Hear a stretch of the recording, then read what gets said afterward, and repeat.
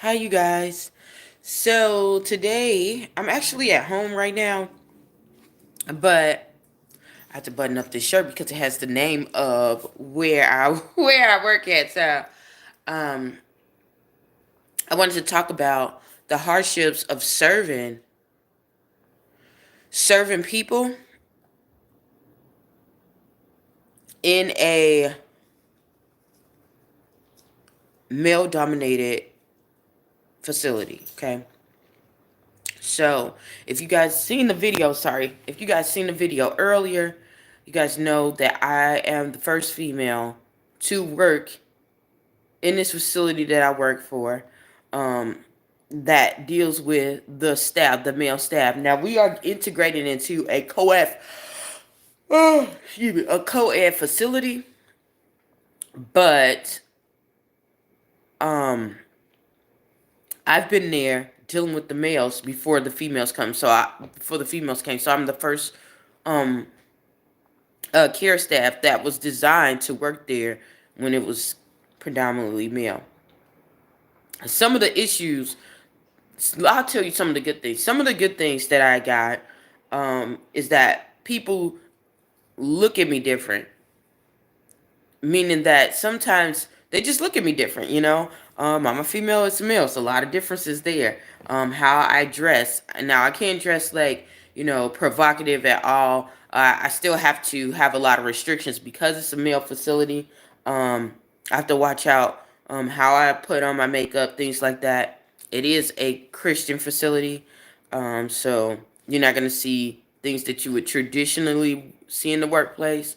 But yeah. Um, and it's also a shelter, so yeah, you can't do certain things, but still, being a female, a lot of the males who've been there or who are coming there have not had any interaction with the female for a long time. So it's just like if they were locked up. So um, yeah, sometimes it's easier because they will listen to my voice, um, and it's something different. Another thing is that when we have interactions with uh, a lot of the people, because despite being in the male facility, when you're dealing with social services, it's predominantly dominated by the feminine, by um, women. It's predominantly dominated by women. There are a lot of case workers and case managers and people who are in social services that are male. There are, but they're usually operating out of their femininity side. Not everyone has a feminine and a male side, so yeah. Um, but like I said, they'll see it's the workers, coming from outside are usually there. So having some of the conversations that they could not have with the male workers there, about other staff, and showing that softer side, learning the social skills, or teaching clients social skills that have a softer side to things, um, are received easier. So those are some of the good things. The other things that I guess are supposed to consider good, I don't really take them as good. I'm one of those people that I am a female, of course, but I can hold my own. I've been working with males for quite a bit of time, especially dealing with homelessness, mental illness. Most of the clients that I have, now I do have some females, I have worked with some females, but most of them are predominantly male. Predominantly male. So the reason why I'm seeing this is because some of these males have mental illness and difficulties and things like that, to where their tempers are flared, they're having uncontrollable interactions or behaviors that uh, can be very dangerous. But I've learned a lot of techniques. I've taken a lot of training, certification. I'm currently in school for behavior analysis that has prepared me for that, and I've already been in the field. So I've gotten hands-on experience on how to deal with a lot of these situations. Um, Going into a facility that is operated predominantly male on the outside, dealing with the resident care and things like that, a lot of the men assume that you don't know what you're doing, or they assume that you are not um, physically or mentally strong to do some of the job because of some of the games these people, uh, the people who come in play. So those are some of the weaknesses that, oh no, those are some of the weaknesses that um, that I have with this job, which sometimes it prevents me from going and using my best self or being my best self. Um, One of the things that I noticed is that when they asked me what was going on, what is something that I could see that could be done better, I told them about um, our interactions with the clients, the de-escalation training that we definitely need because that's what we do. We're problem solvers, um, and um, making sure that the medication is on point, is together. Those are some of the things that I have experienced in and I've worked in. So, and when you see something that is not correct, if they ask you for this, you're assuming that these are some of the things that they're going to make a contingency plan on to work on for the long term. What I did not understand is that, excuse me, what I did not understand that these were some of the things that, because I brought it to the attention to certain people, it kind of rubbed people the wrong way, even though I put it in clear terms, and that it will all come back and fall on me. So now, um, not only am I limited from doing the problem solving work that I am accustomed to and that I soar in, um, I've been handed off jobs that they don't really like to do, and I have no um, view, or I have no way to make the situation better, or I don't have enough time to even make a huge impact. Okay. Um, so this is the second thing that I had to deal with, and I know y'all like, how is this possible? Why is this like? I can't be in a place that serves medication and they don't have it organized and think that me just passing it out, I'm going to be able to organize it within an hour or two of passing out the medication. You know, um, if we need to do more rounds, I cannot continuously do rounds for an entire day and fill out medication. Okay, if I'm supposed to record and to problem solve at the same time, I can't do all of those things at one time. Okay, I'm gonna show you. Let's see. I'm gonna show you guys what I'm talking about. Okay. Since I've been in this area, because we also had another client, y'all. This is what really took the cake and how I ended up doing rounds. We had a client who was very ill. He literally let us know that he was ill and we needed to check up on him. Okay. Crazy story, because recently the same person was ill within this week. And this is Tuesday. To the point it was almost near death. Okay. Um and instead of, which we're supposed to do, um I was restricted access to do rounds because of my female status. And that's supposed to be for security policies, which I can understand. I can respect it no matter what I feel. I truly stand by what my superiors tell me. I don't have a problem with that. Um, until it comes to affecting somebody's life and livelihood. And this is what happened and what transpired. Um, the individual who could do, because we left, we were short staffed, but we had to split our tasks, which was it was still enough to make things go. The individual who was supposed to do those rounds refused to do those rounds. Okay, which resulted in this person getting very ill. Okay, to the point of, yeah, they had to, the dialysis that they were taking was being reversed.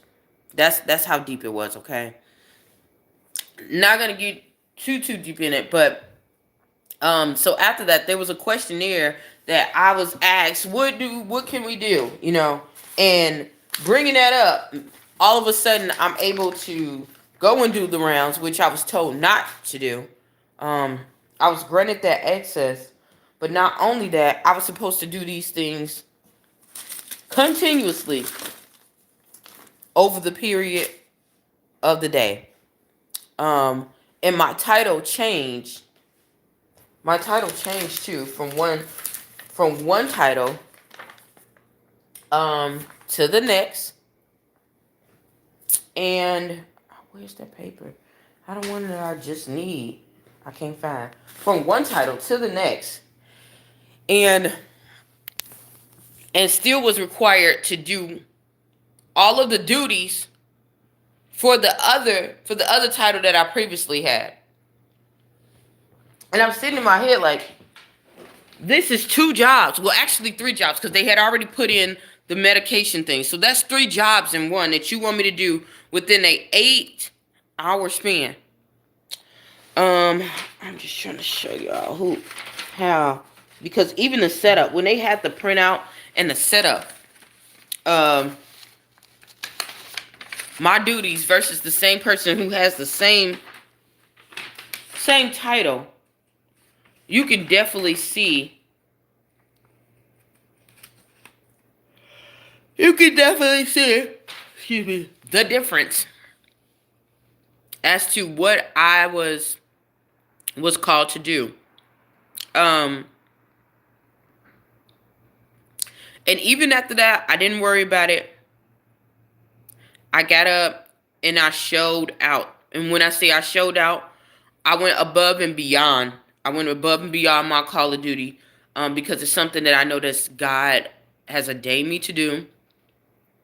And I know that eventually it's going to show, whether, it's ever told to me or anything like that. It's going to show. It's going to show who and what I'm about, me showing up, me being proactive, and understanding why I'm here. Okay? But even then, it's still things that, or traps that are being set up because I'm soaring, because they expected me. A lot of people, those males, expected me to fall out. Of the women who were there, who came after me, all of them left except me. Okay? And it wasn't because they were ill-equipped or anything like that. It was just the unorganization and how they will be left in situations where they should have help. And they were like, you know what, this is abuse. You can help this person, but you're not helping me to soar. So these are some of the things that I have to deal with in a male facility. It has been happening to me more than ever, as I finish completing the probationary period. I've had more things piled up against me, more unnecessary interactions, to the point where I literally was like, okay, should I continue? Should I continue this process? Like, uh-oh, hold on. Sorry, y'all. I'm sorry. Give me 1 second. I literally... Okay. Okay, let's see. I literally have to sit down because enough is enough. Okay, let's see. Sorry, y'all. I'm using this stand and having this stand is a little wobbly. So I have to make sure.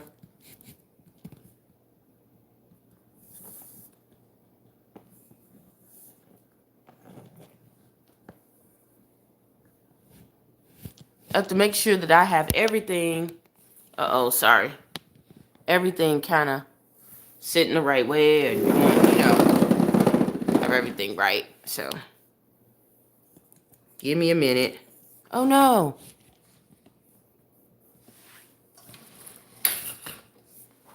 Oh no. Y'all, this stand does not want to do its own. It's just doing its own little thing. So, we'll see. Okay, so give me one second.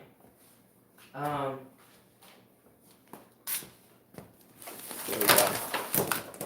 Sorry, I needed to sit down and get my computer ready. So these are some of the things that I had to deal with. Dang, it's stupid. It's stupid, Cricket. But I'm gonna leave it like it is because yeah, kind of busy. So these are some of the restrictions that I had to deal, and I continuously have to deal with.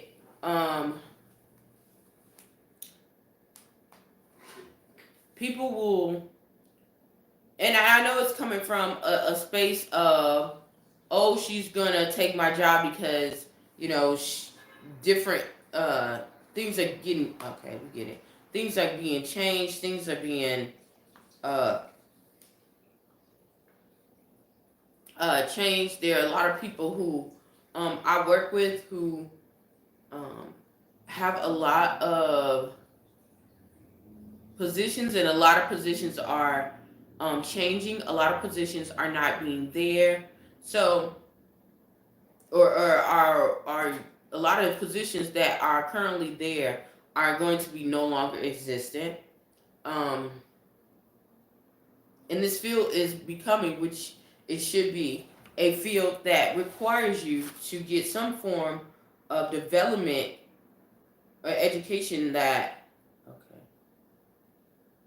you kind of you need. It's gonna have to you're gonna need. So these are some of the issues that I have been faced with. Um,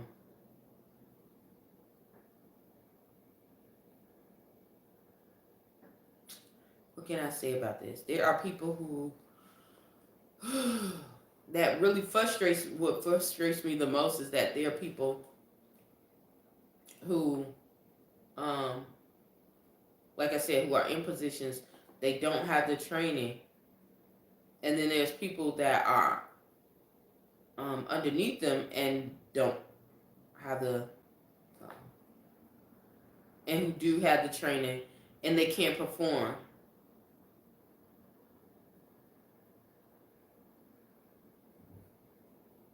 Oh shoot.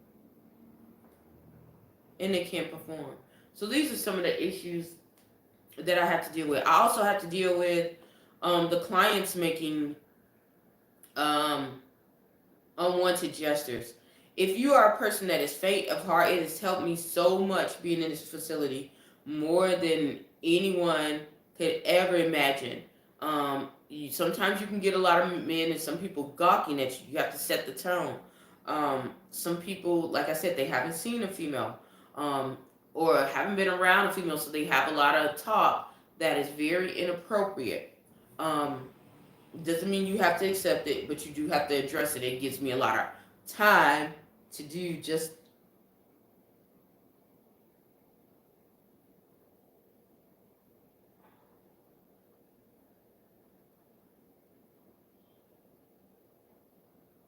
Um, yeah, it gives you a lot of time to address it. Um, I also have to deal with the mentality of the workers that I have as far as the conduct. Since I've been there, now I gotta sit here and like had some people that I literally worked with who have definitely towed the line or crossed the line as far as that code of conduct um, is concerned. And you have to understand the environment that you're in. I'm not saying to take any type of abuse whatsoever, but if you're in a male facility and a lot of things go and it's been there and it hasn't been a female there, there are a lot of things that can be blurred, a lot of things that are acceptable that you overlook, that you can't overlook when you're dealing with a female. So I try not to be insensitive to that, but also understand um, that my rights and my needs are just as important as anyone else, and that code of conduct is something that always should always be followed. But because of that, I've seen witnessed a lot of things in the short period of time that I've been there. So oh shoot, that's assignment two.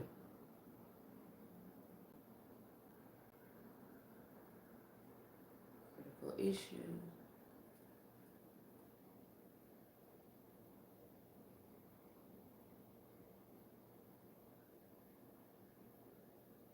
Okay.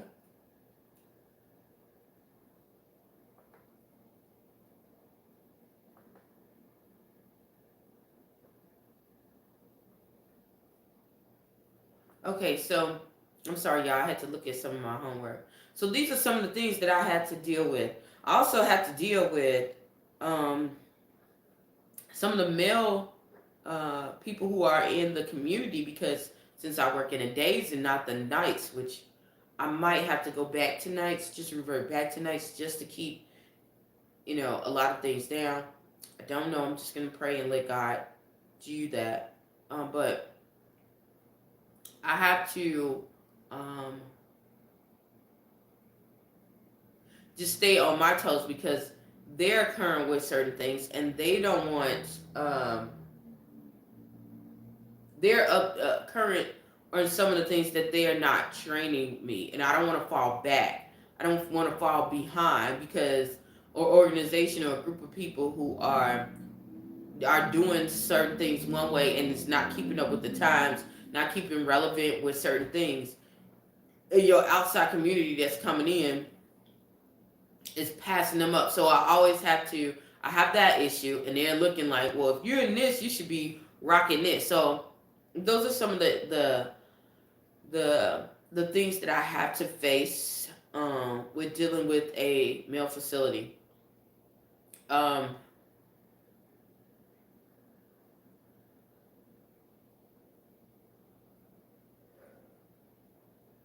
Not gonna say it's easy because it's not. Um,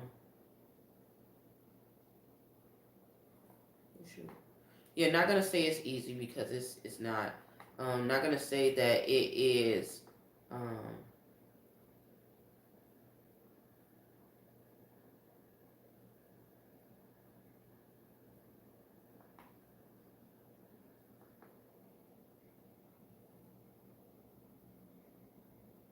you're not gonna say it's easy, but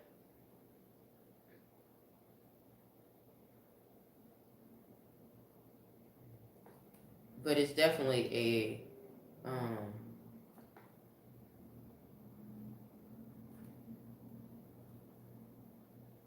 it's definitely worth it to me, and it's definitely something that I can gain from it. I'm gonna get off of here because I really need to finish these projects that I that I literally have time frames and time schedules to do. But I did want to explain some of the things that I go through. I'm also gonna charge this phone because my other device is not letting me record on YouTube, y'all. I have 6 devices. All of them except one is not are not allowing me to record. This is the only device that is allowing me to record. I am going to make a live view because I'm actually sitting at a table right now because they're moving the desk and they haven't given me the proper resources to do anything. But I'm supposed to sit here, not engage with the, well, I'm supposed to engage with the clients and assist them when they have issues with females and as well as males, and sit at this table at the same time. So, which is literally impossible, okay? And to hand off the community with resources, which I cannot do if I don't have the right equipment to do that. So tomorrow I will be sitting there and I will be showing you guys what I'm actually doing and what they actually have me doing as of that date. So, which is bullcrap within itself. I'm not gonna sugarcoat anything. It's bullcrap because we have enough computers so that I can get into where I need to get to do, you know, certain things, and it's not being done on intentionally. But I just put on a smile and keep going. So that way, since it's slowing down, you guys can see exactly what I'm talking about. Um, yeah, so I'm gonna get off of here. Hopefully something I said or done will help you on your journey. Please stay tuned to Journey to Jerusalem, and thank you so very much. Bye.